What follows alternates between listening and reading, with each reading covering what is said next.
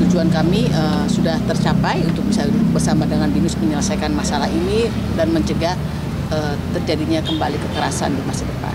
Penyelesaian secara kekeluargaan bisa dibilang secara kekeluargaan, artinya semua kepentingan anak menjadi atensi kami. Status siswa karena masih dalam proses hukum tentu saja ini yang kita akan tunggu.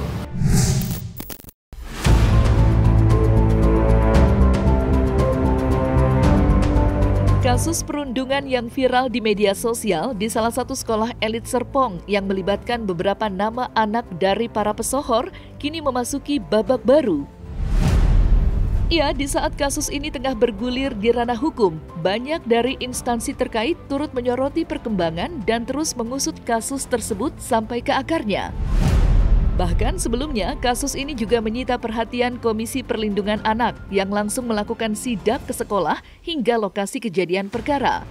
Pasca KPAI memastikan adanya kelanjutan dari kasus perundungan tersebut, kini giliran Kementerian Pendidikan dan Kebudayaan yang ikut andil dan membawa solusi untuk pihak sekolah dalam menangani kasus perundungan yang akhir-akhir ini viral.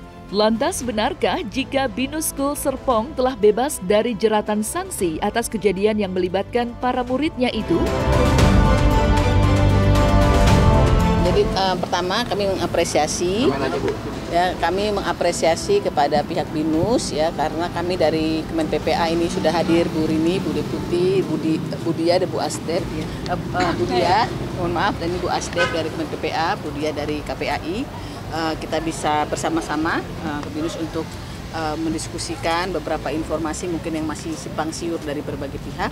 Jadi intinya kami sini sudah mendapatkan satu solusi yang dapat bisa untuk berpihak kepada semua, baik kepada anak sebagai korban, kepada anak sebagai pelaku, dan juga kepada BINUS sendiri.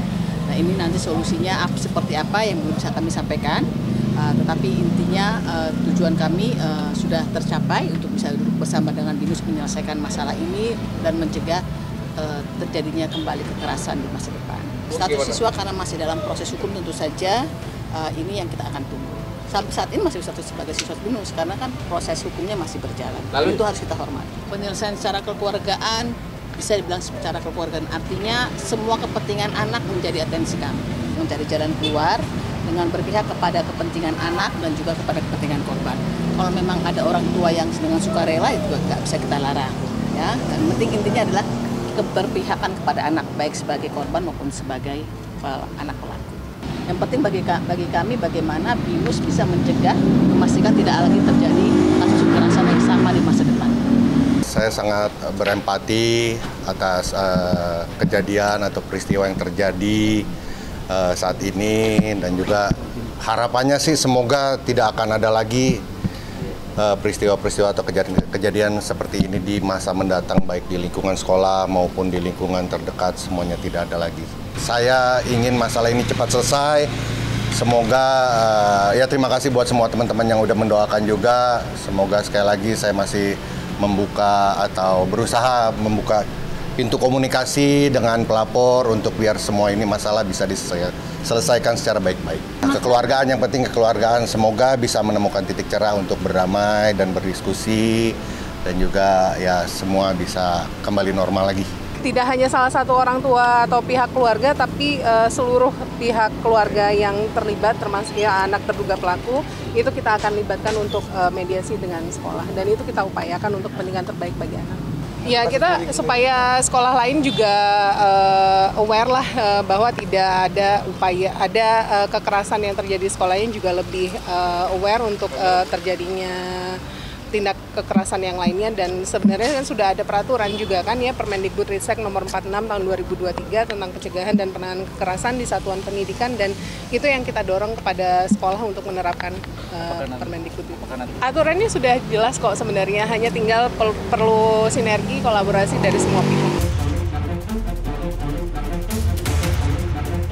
Bersamaan dengan hebohnya kasus perundungan yang menyeret nama anak dari Vincent Rompis, sebelumnya kasus perundungan juga sempat menimpa anak dari lawyer Sunan Kalijaga yang menjadi korban dalam kasus yang sama. Lama tak tersiar kabar mengenai kelanjutannya, kini Sunan Kalijaga bersama dengan anak dan juga istrinya baru saja menjalani persidangan di Pengadilan Negeri Jakarta Selatan. Adapun agenda yang disajikan ialah pembacaan dakwaan terhadap pelaku yang diduga telah melakukan perundungan kepada anak dari Sunan Kalijaga.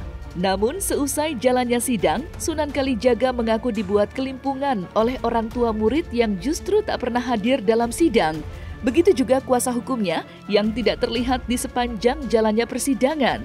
Menyampingkan hal tersebut, Sunan Kalijaga menyatakan jika dirinya hanya meminta keadilan untuk putranya yang menjadi korban perundungan di sekolahnya.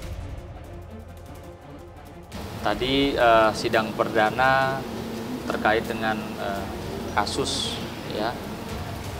bullying atau kekerasan di lingkungan sekolah yang dialami oleh Sian. Tadi persidangan mendengarkan tadi jaksa dakwaan, lalu juga hakim memanggil dan mendengar keterangan dari para saksi korban, ya, terus juga mendengarkan dari terdakwa juga, lalu saksi-saksi lainnya, dan saksi dari pihak guru dan wakil kepala sekolah.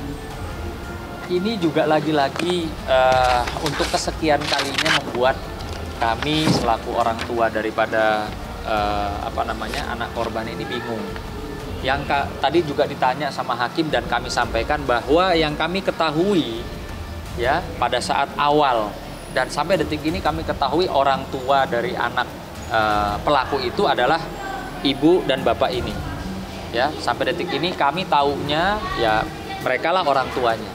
Namun demikian dari tingkat tahap penyidikan di kejaksaan kemarin juga dilakukan diversi, kemarin juga di pengadilan dilakukan diversi, hingga saat ini kami tidak melihat keberadaan mereka berdua.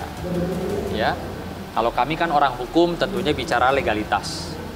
Kenapa saya masih meyakini orang tua dari anak pelaku adalah masih bapak ini? Karena bapak inilah yang membuat surat pernyataan pada pertama kali ketemu kami, surat pernyataan bahwa dia meminta maaf atas perbuatan putranya dan dia siap bertanggung jawab apabila di kemudian hari ada Sian itu mendapatkan cedera atau biaya-biaya terkait dengan rumah sakit.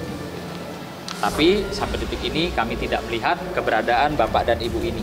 Kalau untuk maunya dihukum seperti apa, tentunya kami hanya minta keadilan.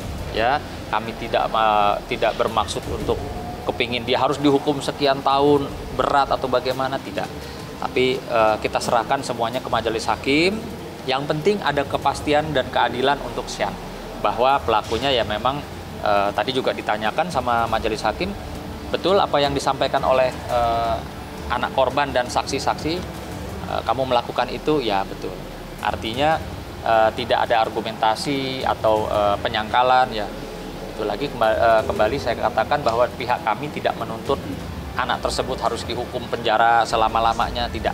Tapi lebih kepada kita kepingin ini menjadikan proses edukasi buat kita semua, buat anak pelaku, buat anak kami, buat kita semua para orang tua dan guru, bagaimana sih ya harus menyikapi ketika terjadi ada bullying, lalu ada kekerasan di lingkungan sekolah di jam belajar di sekolahan. Iyalah, pasti saya kasih semangat, saya bilang bicara yang sebenarnya aja, jangan lupa berdoa, itu aja sih. Iya, yang pasti ini kita tidak bisa hanya mengandalkan pihak orang tua atau pihak sekolah saja, tapi seluruh komponen yang ada di lingkungan pendidikan itu memang harus bekerja sama.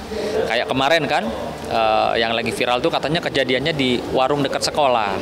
Nah, artinya pemilik warung atau warga sekitarnya pun juga harus ikut sama-sama bisa membuat kondusif atau menjaga ataupun menjadi kooperatif ketika ada peristiwa-peristiwa.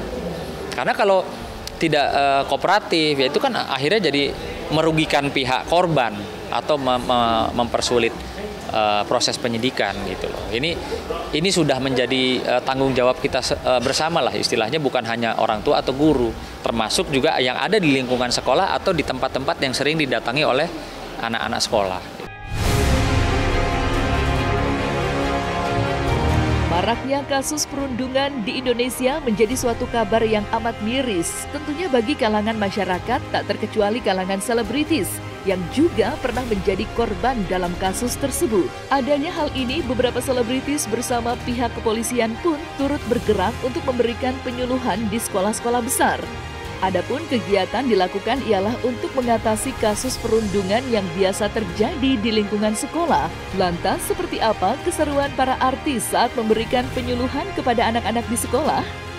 Bullying itu mungkin ada yang disadari, ada yang tidak disadari ya. Ada juga orang yang mungkin nggak sadar bahwa dia melakukan bullying. Nah, makanya ini kita coba berbagi di sini. Worry lah, karena dulu anak saya juga sempat dibully, jadi bullying itu terjadi macam-macam lah. Ada selain fisik juga ada verbal, ada non verbal. Jadi kan kayak fisik tuh udah jelas lah fisik ya. Verbal tuh ngata-ngatain, ngejek. Kalau non verbal tuh kayak pengkucilan orang secara sosial tuh juga bullying tuh tanpa orang sadari kan.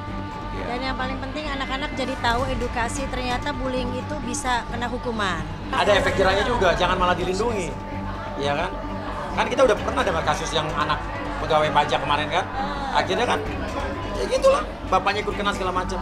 Jadi intinya anak kita, kalau anak kita melakukan bullying, kita harus kasih tahu, kita harus nasihatin, karena kalau dibiarkan anak kita ngebully terus kita ngebela, gimana anak kita pas nanti udah gede bisa jadi pembuli kelas berat, bisa jadi penjahat.